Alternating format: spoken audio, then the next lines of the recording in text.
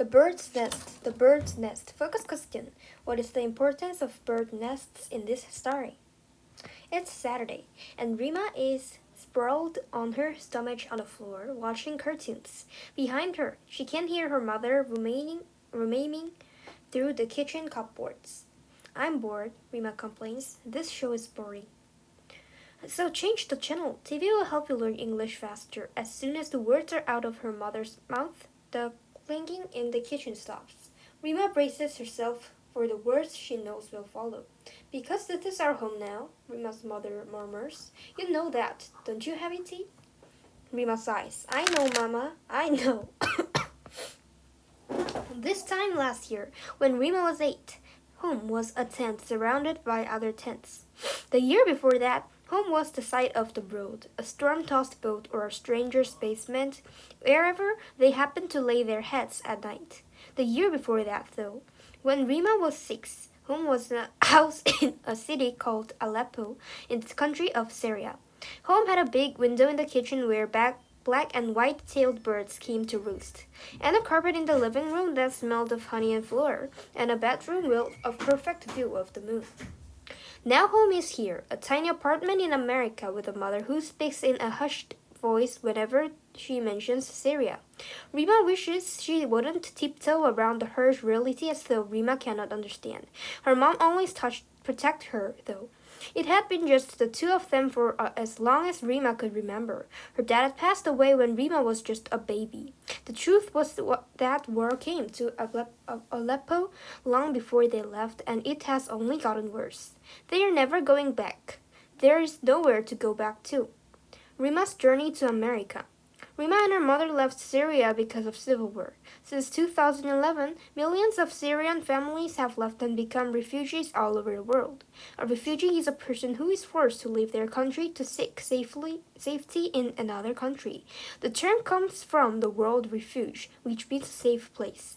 Refugees flee their country to escape conflict, violence, and natural disasters. They also face persecution based on aspects of their identity such as ethnicity, religion, or political beliefs. Refugees usually leave behind family, friends, homes, and communities. Rima, come here, says her mom. Rima peels herself off the floor. The kitchen counter is covered with baking sheets, a sack of sugar, and pistachios. What's all this for? Rima asks. After a week of school learning English grammar and vocabulary, it feels good to speak Arabic. For baking, silly. Her mother reaches over and ruffles Rima's hair. What else? We're going to bake today? Rima asks. How come? She swallows the words that want to come next. We hadn't baked together in forever. Yesterday, while you were at school, some ladies from the refuge counter called. Rima's mother explains. Tomorrow there will be a bake sale at the community center. Bake sale? Rima asks. What's that? It's an American tradition, I'm told. Those of us who are new here will bake our favorite sweets from Syria, and Americans from the community will come to buy them and sample sweets from our homeland for the first time. It's a way to make us a little money, she adds. Rima's mother opens the refrigerator and extracts a box of pillow-dough noodles. So, what do you say?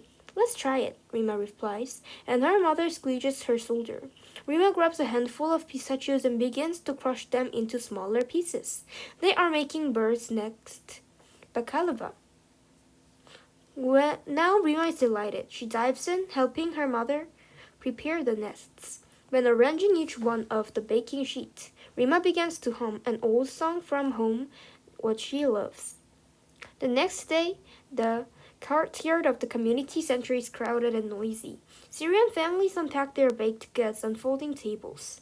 Everywhere Rima turns, she sees the sweets of her childhood.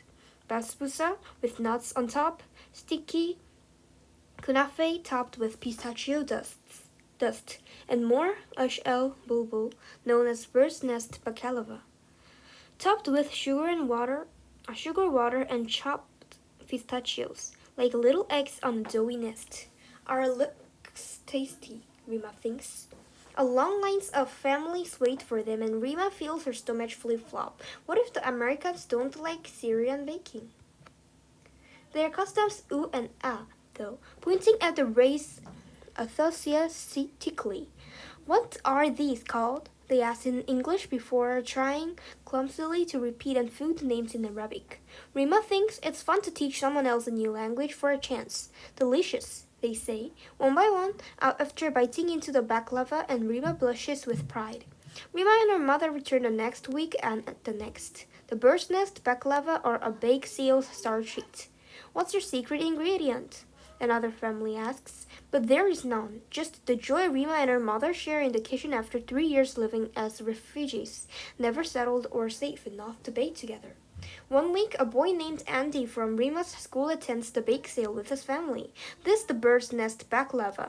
In Syria, we call them ush al bulbul. Rima informs him when they stop by her table.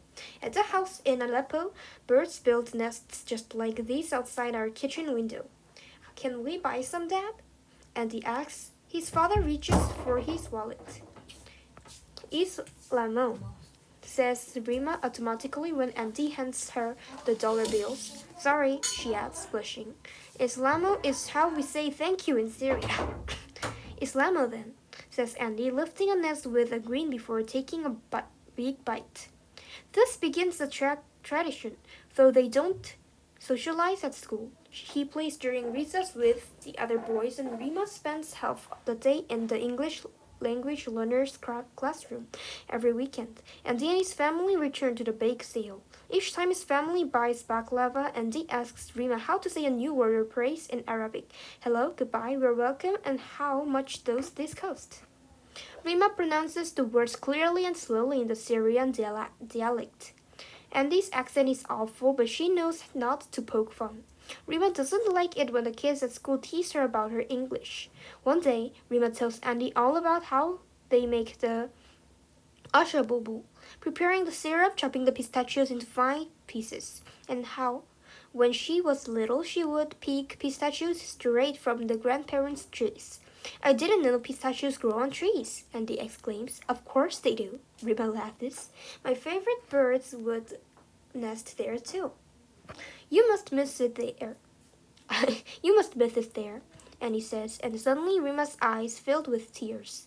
Ashamed, she ducks her hand and thinks, please don't let him notice. If he does notice, though, he doesn't let on. Instead, he just smiles a kind smile, Rima thinks, and waves goodbye. Afterward, as they pack up, Rima's mother says, Habibti, who is that boy who always talks to you? A friend? No, Rima mumbles, just a boy from school.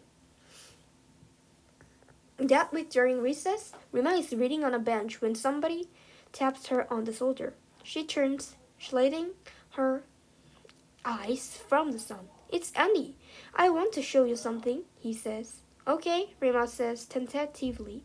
It takes a moment for her brain to shift from reading in Arabic to speaking English.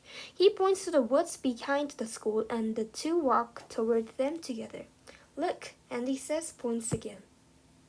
Rima gasps. No way! An American praise that Andy has taught in exchange for teaching him.